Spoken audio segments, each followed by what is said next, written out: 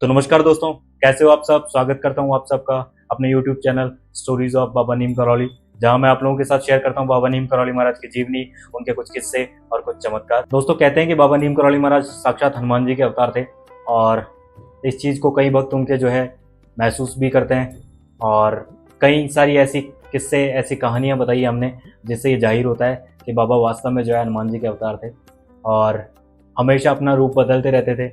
उनके भक्त बताते हैं कि कभी उनका आकार बड़ा हो जाता था, कभी दुबले पतले हो जाया करते थे। बाबा ने ऐसी कई लीलाएं की है जिसमें भक्तों ने उनकी परीक्षा लेनी चाहिए और उन्हें जो है एक कमरे में बंद कर दिया, लेकिन बाबा जो है अन्यत्र कहीं चले गए और अचानक जो है उस कमरे से गायब हो गए। आज का किस्सा भी जुड़ा हुआ है दोस्तों कुछ ऐसे ही इंसिडेंट के साथ में। कहते हैं ना कि मेरी छूछ गगरिया छलके तब जानू गुण तेरे पनघट का।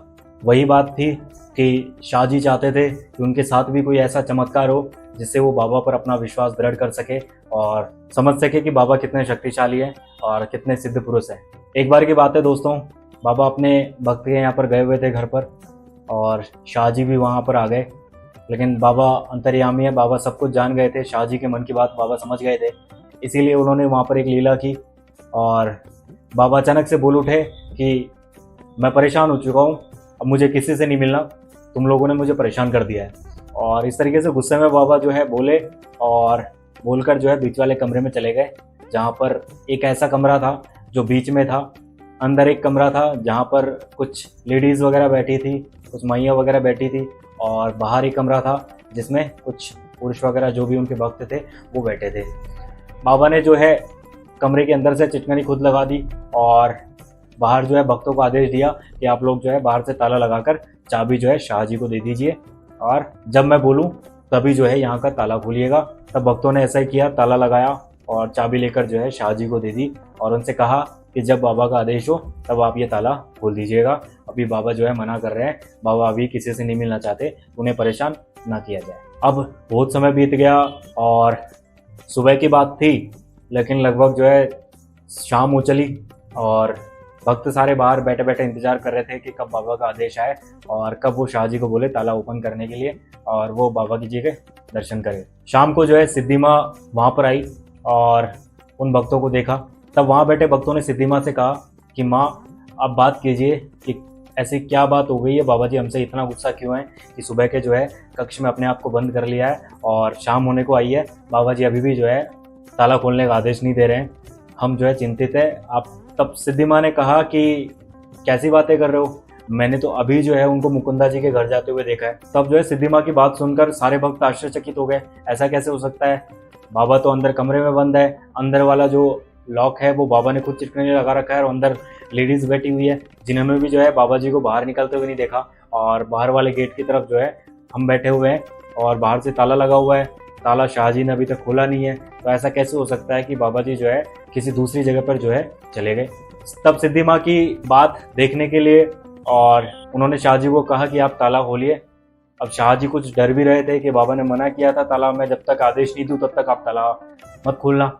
शाह जी डरते डरते ताले के पास में पहुँचे, उन्होंने ताला ओपन किया और धीरे से दरवाज़ा ओपन किया। दरवाज़ा ओपन करते ही उन्होंने अंदर देखा तो वहाँ पे कोई भी नहीं था और बिल्कुल खाली था।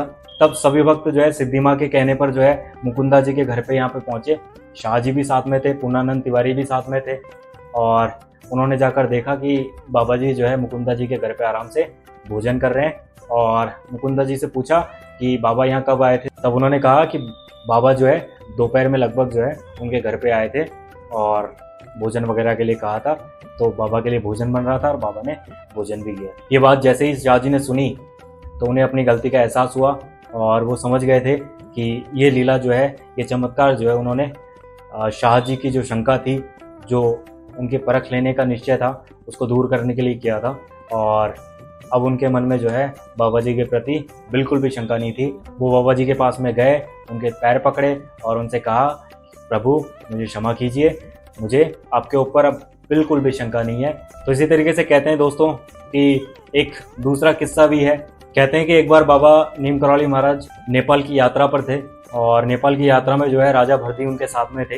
राजा जी के साथ में बाबा नीम करौली जी कुंवर सूरज कुमार जी के यहाँ पहुँचे और सूरज कुमार जी ने जो है उन्हें एक कमरे में ठहरने के लिए कहा। बाबा जी वहीं पर ठहरे अब खाना वाना खाया, बाबा जी आराम करने के लिए चले गए। रात में कुंवर ने जो है बाबा जी की परीक्षा लेने की सोची और देखा कि क्या लोग बाग सही कहते हैं कि बाबा जी को कोई रोक नहीं सका है और बाबा एक ही समय में जो है कई स्थानों पर देखे जा सकते हैं।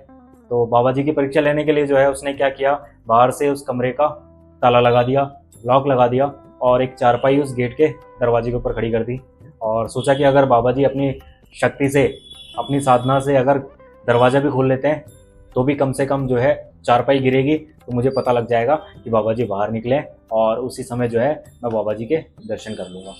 और ऐसा सोचकर जो है वो कक्ष के बाहर सो गया और बाबा जी को अंदर कक्ष में बंद कर दिया।